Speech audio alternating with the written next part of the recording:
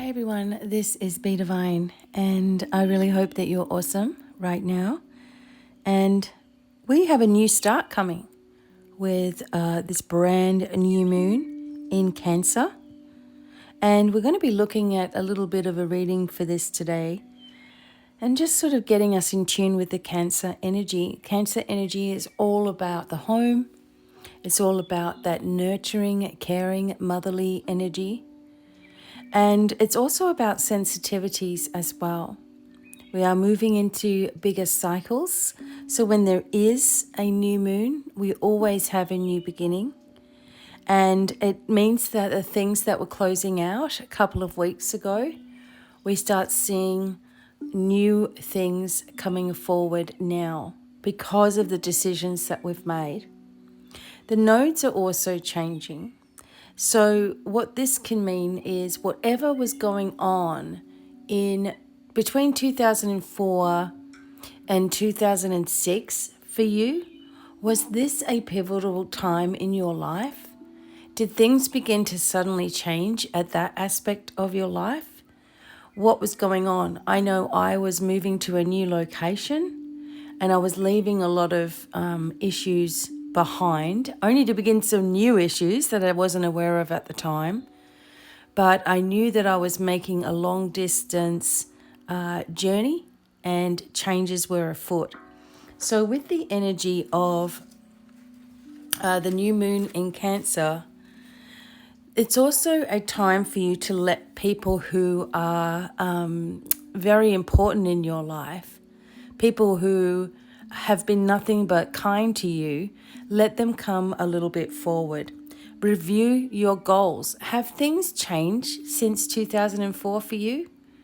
Have things been completely shifted around in your life? So, have a look at how you dealt with things back then. And some of you, may be quite young, so you may not remember back then, but pivotal things changed in our lives. And thinking what we were doing, where we're spending time on our own, where we're opening up our abilities. Were things changing if we were children back then? Were things changing in our lives, in our parents' lives? So this is a thing that we're working on understanding that you and your loved ones are safe. So remember that even if you can't control something that is happening in your family, like you're worried about someone or there's been an illness, or maybe even if you're the black wolf in your family and, you're estranged, remember to let the universe take care of all of those details and allow yourself to shine. You're here on this planet for you to understand that you have all the abilities within you, all the healing capabilities you're looking for. It's already within you. And some people sit and doubt things all of the time.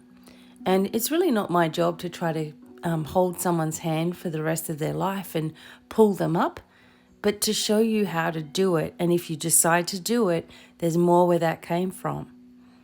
So let yourself understand who you really are. Instead of saying, oh, I'm fine, it's fine.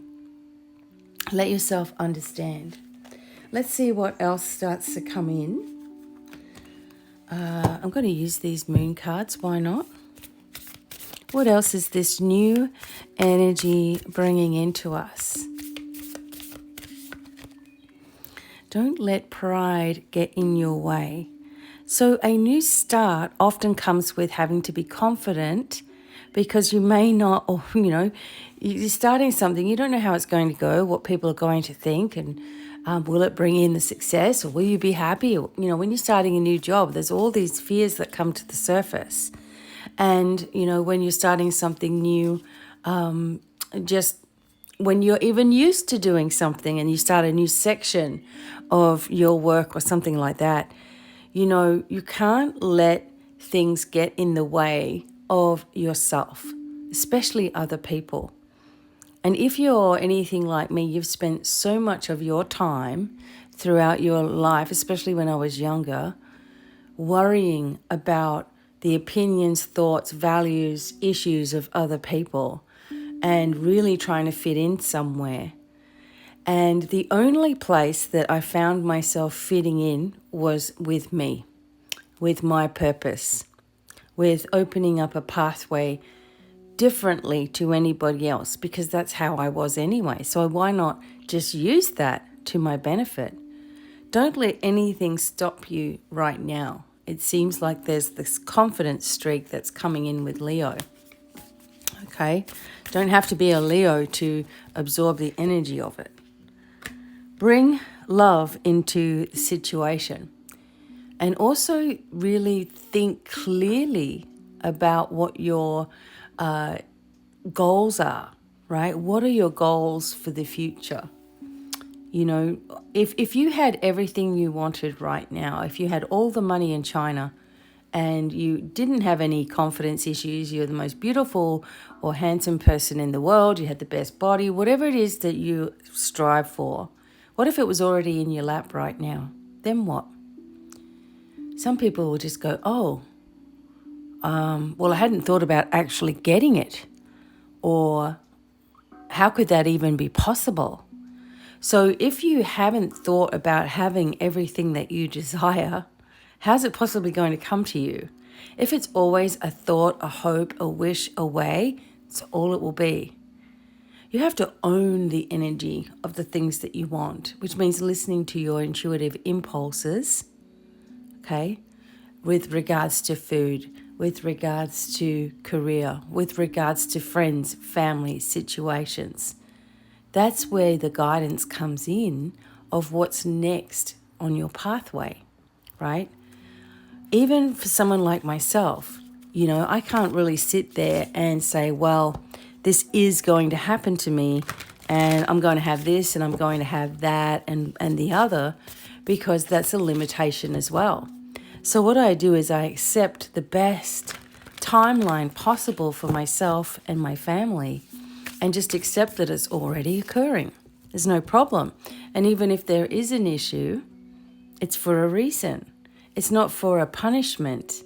One thing I see a lot in spiritual readings and in people who are in traditional types of spirituality, religion or whatever, is they're constantly worried about the souls and the problems and the issues of other people, and they get scared for them and, you know, tell them that they're going to, you know, their soul is in danger. I mean, how is fear anything to do with the glory and the love and the infinite energy of the divine, of God, whatever you want to call it? How is fear anything to do with unconditional love? Has plenty to do with negativity, you know? So people spend their life contemplating the lives of others too much.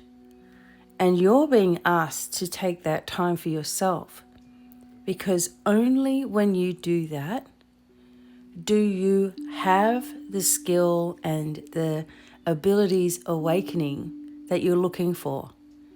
By accepting and trusting in yourself and your pathway one day at a time, you open all the psychic abilities you think other people have. When you really start to, you know, stop arguing with yourself or even arguing with other people, trying to justify your point, you awaken all the skills that have been lying dormant. When you release the need to control, when you release the fear, when you open yourself up to unconditional love that the angels bring to you, that the divine brings to you, in hopes that you'll recognize that spark of the divine within. When you do this, that is when things manifest. And if you're always hoping and dreaming and maybe and praying and, oh, you know, my life sucks, if you're always doing that, you are repeating a pattern that you don't want to see. You are talking yourself into a negative timeline. So that is why balance spirituality and practicality. That is why I'm here, sending you love and support always. Bye.